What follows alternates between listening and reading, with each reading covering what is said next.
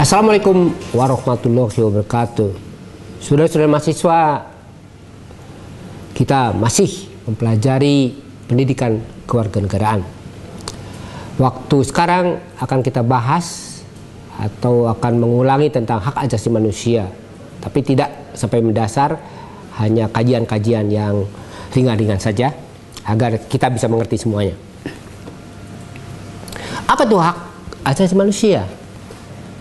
Itu hak-hak yang melekat dalam kehidupan alamiah kita, yang tanpanya kita tidak dapat hidup sebagai makhluk yang disebut manusia.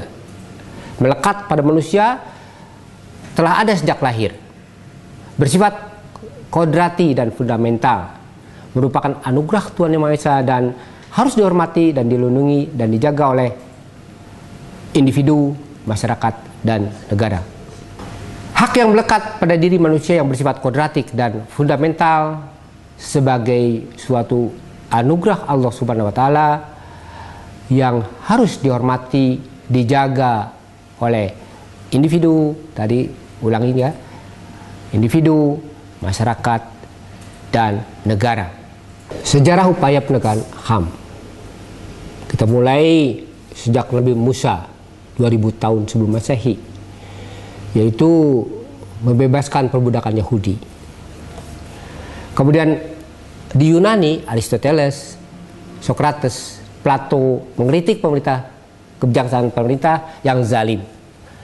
Kemudian Nabi Muhammad SAW 600 Masehi, yaitu membebaskan bayi wanita dari suku Quraisy.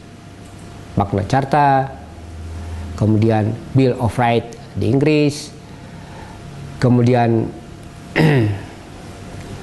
kemerdekaan Amerika Serikat, di mana di situ lebih ditekankan persamaan hak individu. Kemudian kemerdekaan dari Prancis yang mempunyai moto liberté, égalité, dan fraternité. Kemudian Roosevelt terkenal dengan the four freedom-nya. Kemudian yang terakhir Declaration of Human Rights, ya. Jadi ini PBB tanggal 10 Desember. Ini yang dijadikan acuan oleh dunia. Kita lihat sedikit menyinggung tentang HAM menurut John Locke. Dia mengatakan bahwa HAM adalah hak-hak yang diberikan langsung oleh Tuhan yang Maha Pencipta sebagai hak kodrati. Oleh karenanya tidak ada kekuasaan apapun yang dapat mencabut hak ini. Sifatnya mendasar bagi kehidupan manusia dan merupakan hak kodrati yang tidak bisa dipisahkan. Sedangkan menurut Roosevelt, dengan yang terkenal dengan four freedom-nya, HAM ini merupakan kebebasan, jadi freedom of speech, freedom of religion, freedom from war, dan freedom from fear. Saya tertarik dengan deklarasi dari kemerdekaan Prancis tentang kemerdekaan.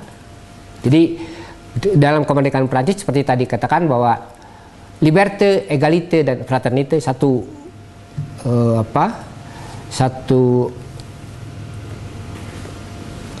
satuan yang tidak bisa dipisahkan. Jadi kita di sini kita dengarkan, kemerdekaan adalah faham yang relatif tergantung dua faktor. Pertama, sejauh mana seseorang bertindak bebas. Kedua adalah sejauh mana seseorang bertindak bebas, diperlakukan bertindak bebas. Jadi artinya kemerdekaan itu bukan bebas sebetulnya, tapi ada norma-norma yang berlaku di sana. Kesimpulan hakikat dari HAM. Pertama, HAM tidak perlu diberikan, dibeli, atau diwarisi. HAM adalah bagian dari manusia secara otomatis. Dua, HAM berlaku untuk semua orang. HAM tidak bisa dilanggar. Tidak ada orang yang bisa membatasi atau melanggar hak orang lain. Seseorang tetap mempunyai HAM walaupun negara membuat hukum yang tidak melindungi atau melanggar HAM. HAM secara umum dibagi dalam 4, yaitu kebebasan pribadi, hak sipil, dan politik, hak ekonomi, sosial budaya, dan kesetaraan.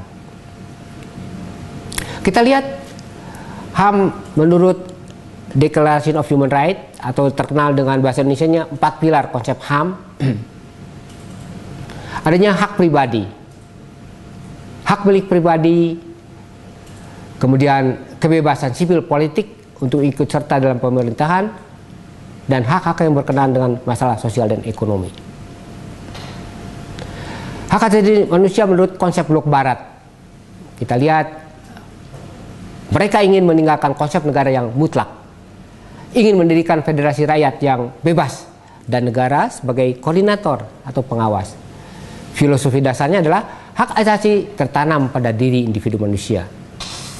Hak asasi lebih dulu ada daripada tatanan negara. Ini berbeda dengan hak atau HAM menurut konsep sosialis, ya, blok sosialis.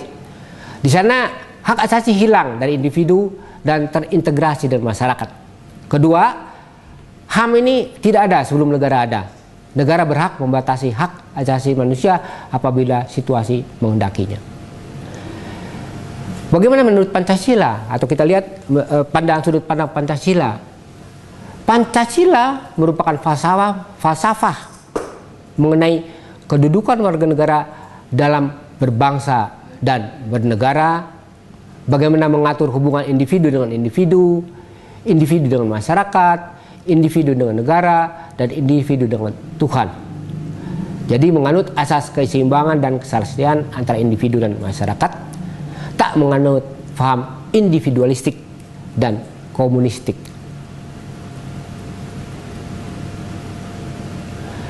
Bagaimana pandangan dan sikap bangsa Indonesia terhadap HAM?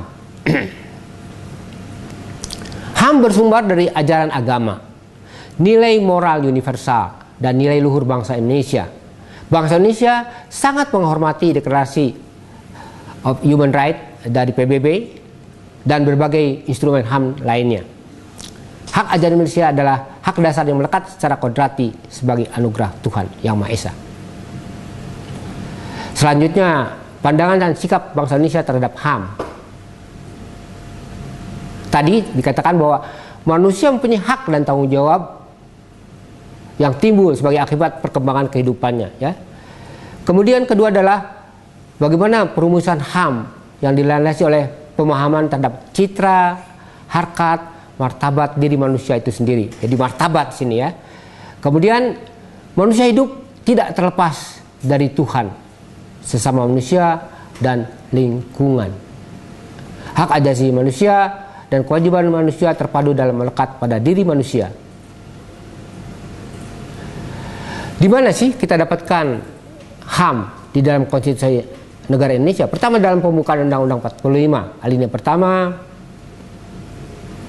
kemudian dalam Pancasila sila keempat, kemudian di dalam batang tubuh Undang-Undang 45 pasal 29, kemudian terutama pada Undang-Undang 45 yang telah diamandemen, pasal 27 hak dan kewajiban ikut serta bela negara, 30 bela negara juga. Jadi di sini lebih ditekankan lagi. Kalau tadi hak wajib ikut serta bela negara, dan yang 30 adalah hak itu wajib hankam neg.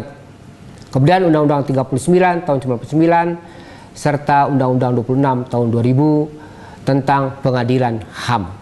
Saya kira sementara sekian saja dulu.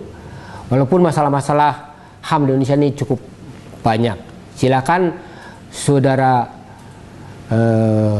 pelajari, kemudian manai, kemudian kita minggu depan kita bisa berdiskusi tentang HAM. Terima kasih. Wassalamualaikum warahmatullahi wabarakatuh.